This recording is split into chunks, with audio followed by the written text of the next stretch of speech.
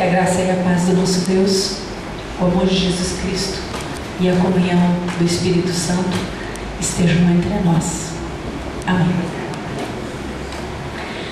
Queridas irmãs e queridos irmãos em Cristo, ao longo da última semana houve diversas celebrações em diferentes lugares e nelas tivemos a oportunidade de nos encontrar e nos reconhecer como irmãs e irmãos. E assim como hoje, também tivemos a oportunidade de orar juntos e celebrar essa fé que nos vincula. Assim como hoje também ouvimos e meditamos sobre diferentes trechos da Bíblia que nos falam da grande misericórdia de Deus, do chamado que Ele nos fez por ocasião do batismo para sermos seus sacerdotes e sacerdotisas nesse mundo, promotores e proclamadores dos grandes feitos de Deus, manifestando essa unidade que o nosso Senhor Jesus, pouco antes do seu martírio, em oração a Deus, desejou para seus seguidores e suas seguidoras. Em atenção a esse desejo de Jesus, reunimos-nos em diferentes momentos para confessar o nosso pecado de não contribuir mais para a unidade do corpo de Cristo e também de não contribuir para que o Senhor da Igreja faça arder os nossos corações e nos constranja a trabalhar para que o seu desejo de unidade se realize. Assim nos colocamos hoje, agora, diante de um trecho do Evangelho de Lucas que nos traz uma narrativa muito cheia de elementos que nos ajudam a perceber como Jesus se manifesta em nossas vidas, como Ele se revela e que consequências o seu modo de se revelar é capaz de produzir. A riqueza do texto de Lucas é tamanha que poderíamos passar aqui tranquilamente 2 horas discutindo, nos aprofundando em cada um dos ensinamentos que podemos tirar só desse pequeno trecho. Mas, como propósito aqui não é o de dar uma aula, eu apenas tocarei em alguns aspectos que tenho por mais oportunos para esse nosso encontro, dentro do objetivo que nós temos nessa semana de oração pela unidade cristã. A narrativa de Lucas se refere a acontecimentos ocorridos no caminho entre Jerusalém e um povoado chamado Emaús, no domingo da ressurreição.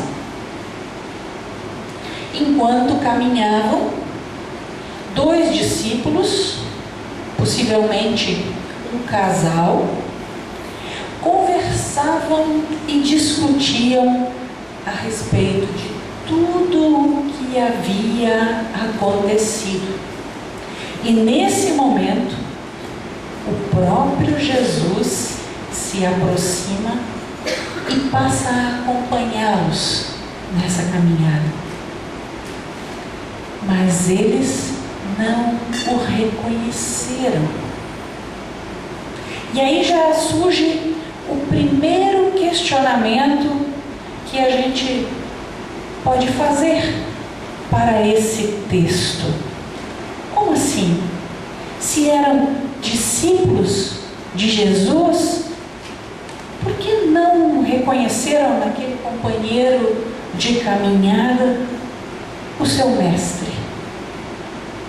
O que lhes vendava a face? Na sequência da narrativa,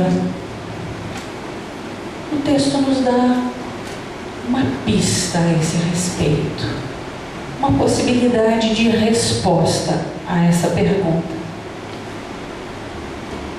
Os dois caminhantes contam àquele estranho acerca do que havia acontecido com Jesus dias antes e dizem que haviam depositado em Jesus suas esperanças de que ele seria o Messias que iria libertar o povo de Israel.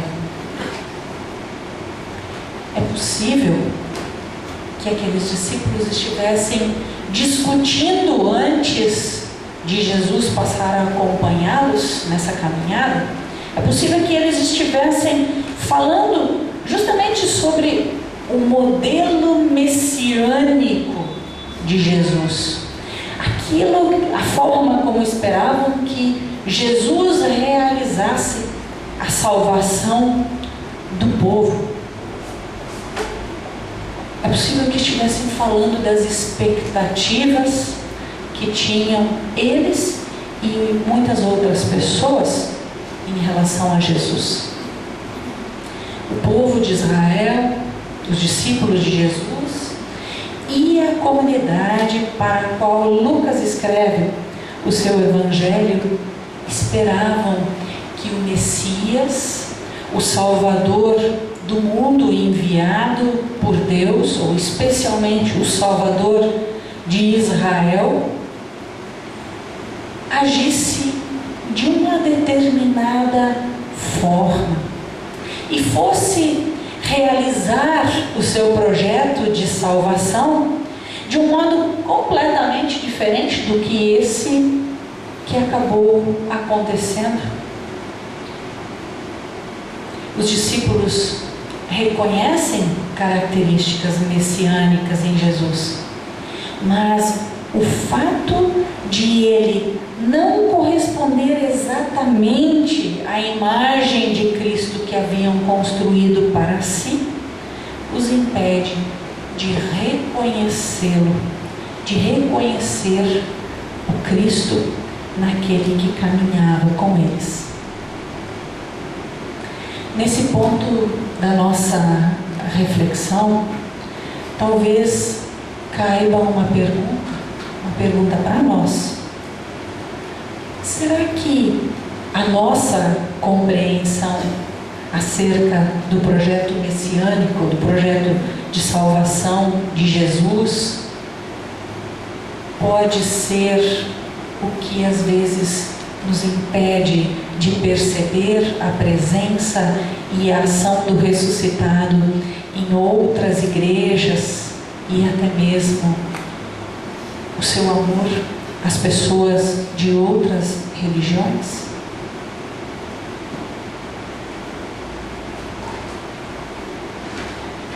Outro aspecto para o qual eu gostaria de chamar a atenção tem a ver com o fato de que Jesus caminha ao lado dos seus seguidores, ao nosso lado, mesmo que não o reconheçamos e mesmo quando não conseguimos associar a causa de Jesus com situações da realidade da vida que nos cercam. Além de caminhar com a gente. Ele acolhe a nossa tristeza, o nosso desânimo, a nossa decepção diante da frustração das nossas expectativas. Ele ouve os nossos lamentos, nossas falsas esperanças e mesmo a nossa total perda de esperança em relação ao futuro. Às vezes nos apegamos a regras antigas ou a costumes religiosos e ritualísticos tão profundamente enraizados na nossa trajetória que já nem paramos para avaliar se elas ainda servem, se é que alguma vez serviram, se elas servem para manter pessoas no segmento do ressurreto. Até que ponto a forma como nós vivemos a nossa religiosidade, como nós damos testemunho da fé que nós temos, ajuda a manter pessoas ou convida pessoas a seguir ao Cristo. Mais especificamente, cabe-nos avaliar até que ponto o nosso modo de viver a fé no ressurreto contribui para a nossa experiência de comunhão uns com os outros. O texto assegura que Jesus está presente no ensino das Escrituras e do Evangelho da vida.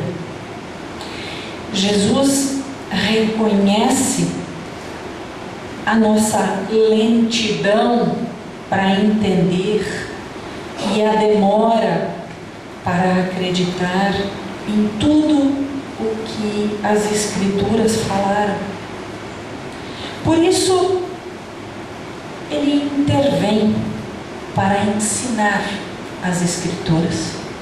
O texto diz que desde Moisés, Jesus começou a contar o que as Escrituras diziam sobre ele, passando pelos profetas. Jesus explica as Escrituras para que a gente possa entender. Ele está presente nos gestos que recuperam a memória nele, nos gestos que ajudam a dar um novo sentido à vida da comunidade a partir da leitura e do ensino das Escrituras. E quanta diversidade de leituras existe, não é? Diferentes chaves de interpretação das Sagradas Escrituras muitas vezes afastam e separam pessoas, fazem diferentes grupos e movimentos cristãos inclusive se odiarem. Diferentes formas de compreender a vida e obra de Jesus provocam a formação de grupos fechados e chegam ao cúmulo da segregação do diferente. Aquilo que é diferente é colocado de lado, é isolado.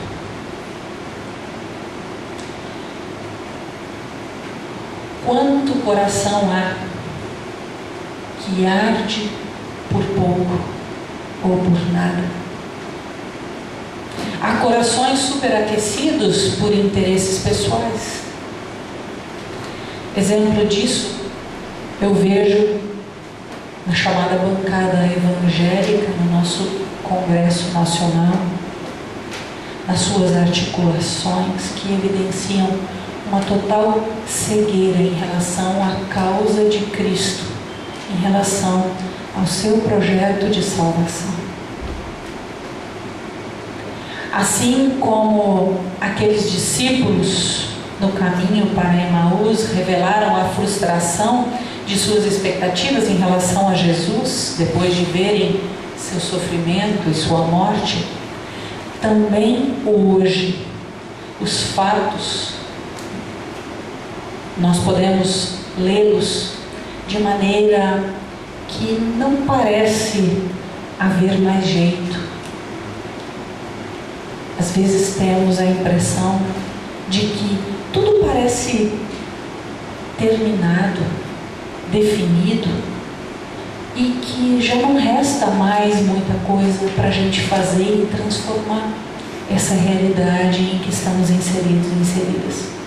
E nessas circunstâncias de falta de perspectiva, de falta de entender o nosso papel, é que Jesus aparece, se coloca ao nosso lado, se dispõe a caminhar junto conosco, a ler e ensinar as Escrituras para olhar a vida com uma outra perspectiva, que não é a perspectiva do poder, mas a do serviço. Ele nos ajuda a reler as Escrituras, a reinterpretar os fatos com um outro olhar. E assim, Ele nos ajuda a entender o nosso caminho, o objetivo que Ele tem para o nosso caminho, para a nossa caminhada, para o nosso movimento nesse mundo.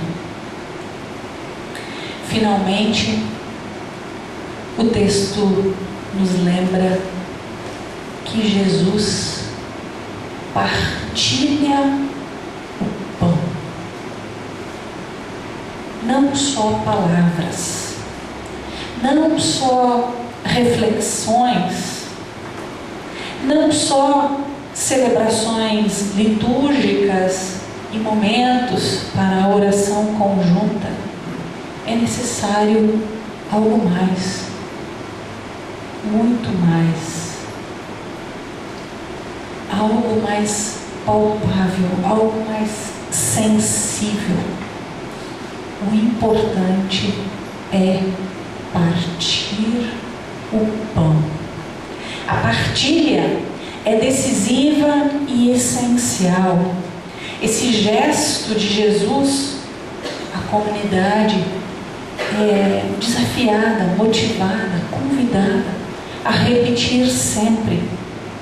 Enquanto a caminhada com Jesus e seu ensino fazem no máximo o coração arder, a partilha faz ver e reconhecer a presença de Jesus.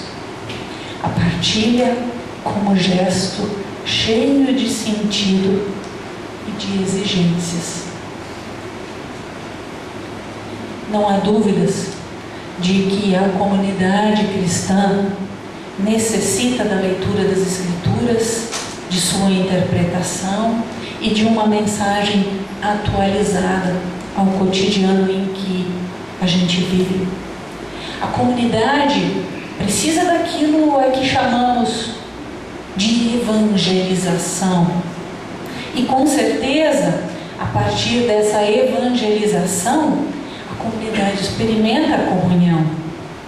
E é a partir dessas duas experiências em Cristo que a comunidade vai abrir seus olhos à experiência da partilha.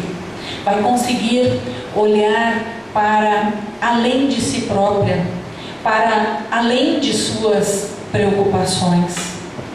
A comunidade vai conseguir olhar para dentro do mundo e da sociedade com as suas necessidades que são bastante concretas, bastante sensíveis, bastante palpáveis. E assim, não só olhando, mas agindo, partilhando o pão, dividindo, encontrando, a comunidade está encorajada a se colocar a caminho. Uma caminhada que antes não se faria à noite, agora pode ser feita. Já não há impedimento, porque aqueles cristãos que tiveram o encontro com o ressuscitado, que evangeliza e partilha o pão, se sabem acompanhados. E aí, além desse serviço, essa caminhada que antes era sem perspectiva, sem futuro, agora se torna vigorosa e animada para a sua tarefa de anunciar a ressurreição e o entendimento acerca do projeto de salvação que antes não estava muito claro.